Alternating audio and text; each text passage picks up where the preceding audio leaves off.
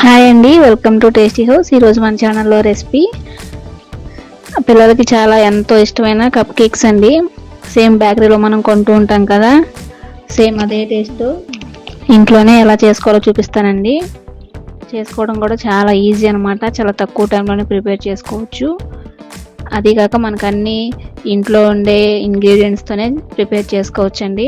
ఇలా కానీ చేసి పెట్టారంటే పిల్లలకి ఇంకా బయట కొనాల్సిన అవసరం కూడా ఉండదన్నమాట. మనం ఇంట్లోనే చాలా ఈజీగా చేసుకోవచ్చు కదా. మరి అలాంటి ఈజీ అండ్ సింపుల్ రెసిపీని ఎలా తయారు చేసుకోవాలో చూపిస్తానండి. ఈ వీడియో అయితే మీకు బాగా నచ్చుతుందని అనుకుంటున్నాను. మరి ఇంకెందుకు ఆలస్యం, ఇంకా వీడియోలోకి వెళ్ళిపోదామండి.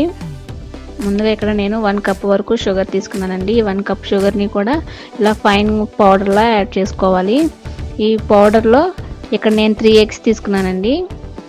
ఈ 3 ఎగ్స్ కూడా ఈ షుగర్ మిశ్రమంలో వేసేయాలి. ఇప్పుడు దీనిలోనే ఒక 2 టేబుల్ స్పూన్ల వరకు వెనీలా ఎసెన్స్ వేసుకోవాలి. ఈ వెనీలా ఎసెన్స్ అనేది వేసుకోవడం వల్ల ఏంటంటే మంచి ఫ్లేవర్ వస్తుంది. ఎగ్ నీసు వాసన అనేది లేకుండా ఉంటుందన్నమాట. ఇక్కడ ఎగ్ ఇష్టం లేని వాళ్ళు పెరుగైనా యూస్ చేసుకోవచ్చు అండి. ఇలా ఒక 3 నిమిషాల పాటు ఇలా గ్రైండ్ చేసుకోవాలి.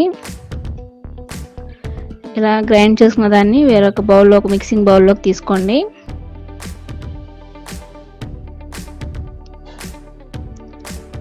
ఇప్పుడు దీంట్లోనే ఒక 1 కప్ వరకు నేను మైదా పిండి తీసుకున్నానండి. దీనిలోనే ఒక 1 టేబుల్ స్పూన్ వరకు బేకింగ్ పౌడర్ వేసుకోవాలి. దీనిలోనే ఒక 1/2 టేబుల్ స్పూన్ వరకు బేకింగ్ సోడా వేసుకుని ఇలా జల్లెడలో జల్లించుకోవాలి.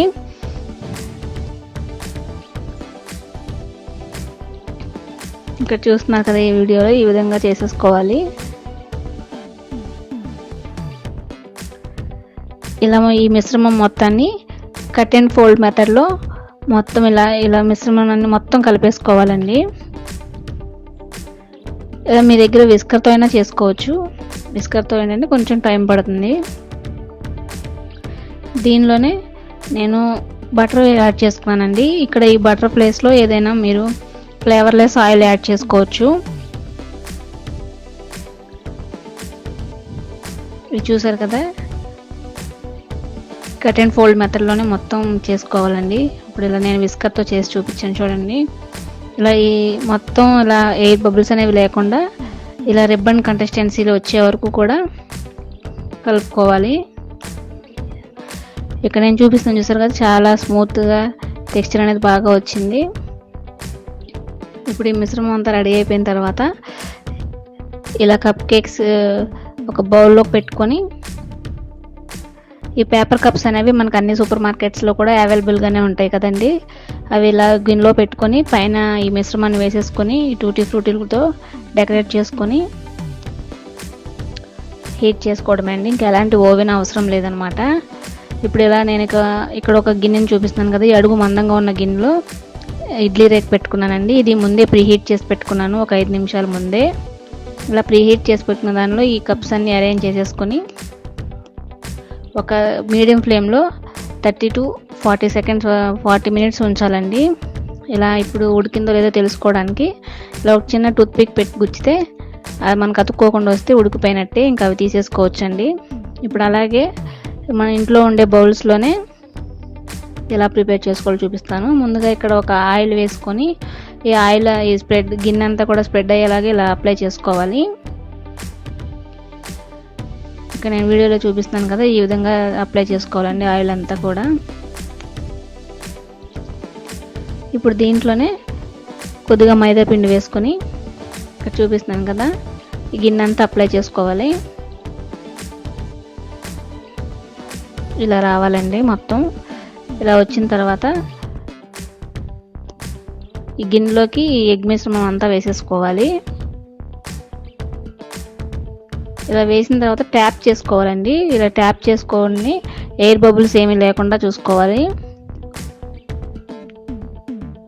వేసారు కదా, ఇలా వేసుకున్న తర్వాత దీనిలో కూడా టూటీ ఫ్రూటీలు వేసుకోవాలి. గిన్నె నిండుగా మాత్రం వేసుకోవద్దండి ఇది, ఎందుకంటే మళ్ళీ పొంగుతాయి కాబట్టి.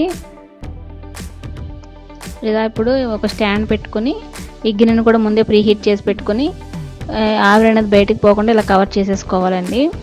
ఇలా ఒక 20 మినిట్స్ తర్వాత ఇలా గుచ్చి చూస్తే చూసారా, టూత్పిక్ ఏమి అంటకుండా వచ్చింది కదా. ఇంకా కేక్ అనేది మనకు రెడీ అయిపోయినట్లే. చూసారు కదా, ఇంతేనండి. చాలా సింపుల్గా ఎలా చేసుకోవాలో చూసేసారు కదా. మీరు కూడా ఒకసారి ట్రై చేయండి. మీకు ఈ రెసిపీ ఎలా వచ్చిందనేది నాకు కామెంట్ సెక్షన్లో కామెంట్ చేసేయండి.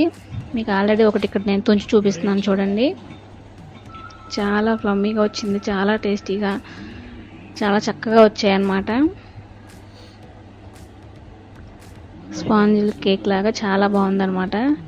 మీరు కూడా ఒకసారి ట్రై చేయండి. దానికంటే ముందు మన ఛానల్ లైక్ చేసి, షేర్ చేసి, సబ్స్క్రైబ్ చేసుకోవడం మాత్రం అస్సలు మర్చిపోవద్దండి. Thanks for watching.